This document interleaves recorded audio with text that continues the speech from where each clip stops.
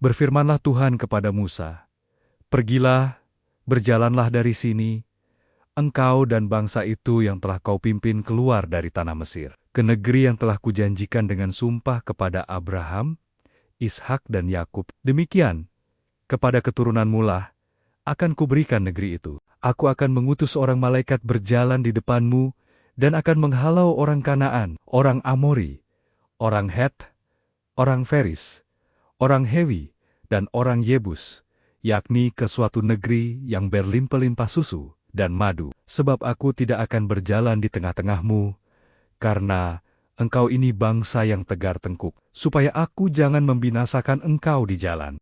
Ketika bangsa itu mendengar ancaman yang mengerikan ini, berkabunglah mereka, dan seorang pun tidak ada yang memakai perhiasannya. Berfirmanlah Tuhan kepada Musa, "Katakanlah kepada orang Israel, kamu ini bangsa yang tegar tengkuk. Jika aku berjalan di tengga-tenggamu sesaat pun, tentulah aku akan membinasakan kamu. Oleh sebab itu, tanggalkanlah perhiasanmu, maka aku akan melihat apa yang akan kulakukan kepadamu." Demikianlah orang Israel tidak memakai perhiasan-perhiasan lagi sejak dari gunung Horeb. Sesudah itu Musa mengambil kemah dan membentangkannya di luar perkemahan, jauh dari perkemahan, dan menamainya kemah pertemuan. Setiap orang yang mencari Tuhan, keluarlah ia pergi ke kemah pertemuan yang di luar perkemahan. Apabila Musa keluar pergi ke kemah itu, bangunlah seluruh bangsa itu, dan berdirilah mereka, masing-masing di pintu kemahnya, dan mereka mengikuti Musa dengan matanya, sampai ia masuk ke dalam kemah. Apabila Musa masuk ke dalam kemah itu, turunlah tiang awan dan berhenti di pintu kemah, dan berbicaralah Tuhan dengan Musa di sana. Setelah seluruh bangsa itu melihat bahwa tiang awan berhenti di pintu kemah, maka mereka bangun dan sujud menyembah, masing-masing di pintu kemahnya. Dan Tuhan berbicara kepada Musa dengan berhadapan muka, seperti seorang berbicara kepada temannya. Kemudian, kembalilah ia ke perkemahan. Tetapi abdinya, Yosua bin Nun, seorang yang masih muda, tidaklah meninggalkan kemah itu. Lalu berkatalah Musa kepada Tuhan, "Memang engkau berfirman kepadaku, suruhlah bangsa ini berangkat, tetapi engkau tidak memberitahukan kepadaku, siapa yang akan kau utus bersama-sama dengan aku? Namun demikian engkau berfirman, aku mengenal namamu, dan juga engkau mendapat kasih karunia di hadapanku. Maka sekarang, jika aku kiranya mendapat kasih karunia di hadapanmu, beritahukanlah kiranya jalanmu kepadaku, sehingga aku mengenal engkau, supaya aku tetap mendapat kasih karunia di hadapanmu. Ingatlah bahwa bangsa ini umatmu." Lalu ia berfirman, "Aku sendiri hendak membimbing engkau dan memberikan ketenteraman kepadamu." Berkatalah Musa kepadanya, "Jika engkau sendiri tidak membimbing kami, janganlah suruh kami berangkat dari sini. Dari manakah gerangan akan diketahui bahwa aku telah mendapat kasih karunia di hadapanmu, yakni aku dengan umatmu ini? Bukankah karena engkau berjalan bersama-sama dengan kami, sehingga kami, aku dengan umatmu ini, dibedakan dari segala bangsa yang ada di muka bumi ini?" Berfirmanlah Tuhan kepada Musa, "Juga hal yang telah kau katakan ini akan kulakukan, karena engkau telah mendapat kasih karunia di hadapanku, dan aku mengenal engkau." Tetapi jawabnya, "Perlihatkanlah kiranya kemuliaanmu kepadaku." Tetapi firman-Nya, "Aku akan melewatkan segenap kegamilongonku dari depanmu, dan menyerukan nama Tuhan di depanmu. Aku akan memberi kasih karunia kepada siapa yang kuberi kasih karunia, dan mengasihani siapa yang kukasihani." Lagi firman-Nya, "Engkau tidak tahan memandang wajahku, sebab tidak ada orang yang memandang aku dapat hidup." Berfirmanlah Tuhan, "Ada suatu tempat dekatku, di mana engkau dapat berdiri di atas gunung batu. Apabila kemuliaanku lewat, maka aku akan menempatkan engkau dalam lekuk gunung itu, dan aku akan menudungi engkau dengan tanganku, sampai aku berjalan lewat. Kemudian aku akan menarik tanggungku, dan engkau akan melihat belakangku, tetapi wajahku tidak akan kelihatan." Berfirmanlah Tuhan kepada Musa, "Pahatlah 2 loh batu, sama dengan yang mula-mula. Maka aku akan menulis pada loh itu segala firman yang ada pada loh yang mula-mula, yang telah kau pecahkan. Bersiaplah menjelang pagi, dan naiklah pada waktu pagi ke atas gunung Sinai. Berdirilah di sana, menghadap aku di puncak gunung itu. Tetapi janganlah ada seorang pun yang naik bersama-sama dengan engkau, dan juga seorang pun tidak boleh kelihatan di seluruh gunung itu. Bahkan kambing domba dan lembu sapi pun tidak boleh makan rumput di sekitar gunung itu. Lalu Musa memahat 2 loh batu, sama dengan yang mula-mula. Bangunlah ia pagi-pagi, dan naiklah ia ke atas gunung Sinai, seperti yang diperintahkan Tuhan kepadanya, dan membawa kedua loh batu itu di tangannya. Turunlah Tuhan dalam awan, lalu berdiri di sana, dekat Musa, serta menyerukan nama Tuhan. Berjalanlah Tuhan lewat dari depannya dan berseru, Tuhan, Tuhan, Allah penyayang dan pengasih, panjang sabar, berlimpah kasih naya dan setianya, yang meneguhkan kasih setia naya kepada beribu-ribu orang, yang mengampuni kesalahan, pelanggaran dan dosa, tetapi tidaklah sekali-kali membebaskan orang yang bersalah dari hukuman,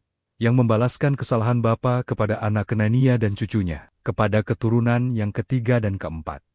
Segeralah Musa berlutut ke tanah, lalu sujud menyembah, serta berkata, jika aku telah mendapat kasih karunia di hadapan-Mu, ya Tuhan, berjalanlah kiranya Tuhan di tengah-tengah kami. Sekalipun bangsa ini suatu bangsa yang tegar tengkuk, tetapi ampunilah kesalahan dan dosa kami. Ambillah kami menjadi milik-Mu.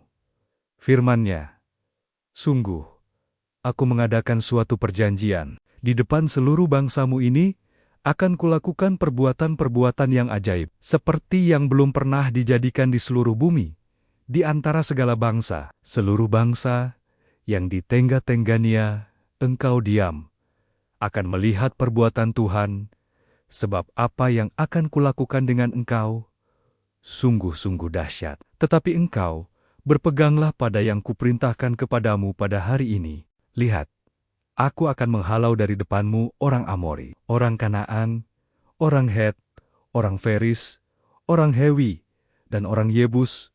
Berawas-awaslah, janganlah kau adakan perjanjian dengan penduduk negeri yang kau datangi itu, supaya jangan mereka menjadi jerat bagimu di tengah-tengahmu. Sebaliknya, mesbah-mesbah mereka haruslah kamu rubuhkan, tugu-tugu berhala mereka kamu remukan, dan tiang-tiang berhala mereka kamu tebang. Sebab janganlah engkau sujud menyembah kepada Allah lain, karena Tuhan, yang namanya cemburuan, adalah Allah yang cemburu. Janganlah engkau sampai mengadakan perjanjian dengan penduduk negeri itu, apabila mereka berzina dengan mengikuti Allah mereka, dan mempersembahkan korban kepada Allah mereka, maka mereka akan mengundang engkau, dan engkau akan ikut makan korban sembelihan mereka. Apabila engkau mengambil anak-anak perempuan mereka, menjadi istri, anak-anakmu dan anak-anak perempuan itu akan berzina dengan mengikuti Allah mereka, maka mereka akan membujuk juga anak-anakmu laki-laki untuk berzina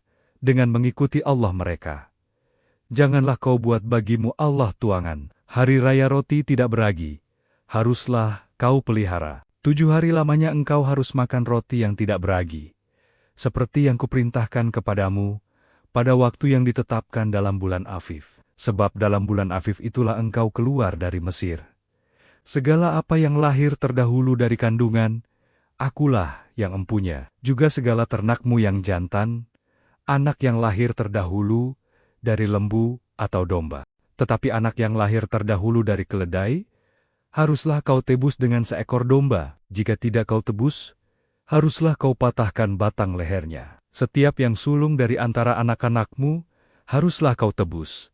Dan janganlah orang menghadap ke hadaratku dengan tangan hampa. 6 harilah lamanya engkau bekerja, tetapi pada hari yang ke-7 haruslah engkau berhenti.